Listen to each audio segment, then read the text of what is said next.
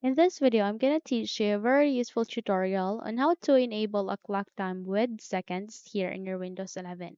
So without any further ado, let's begin. First of all, you need to proceed here at the start, make a right click, scroll up and click on settings.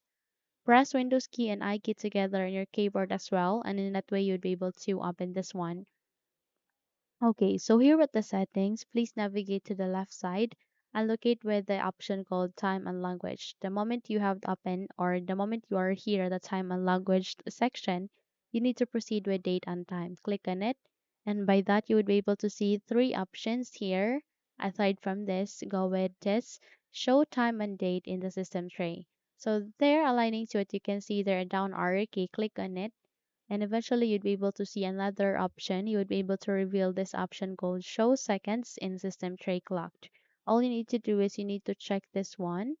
The moment you click on it, there you have that you have just successfully enabled a clock time with seconds here in your Windows 11. So you can now close the window and you're good to go.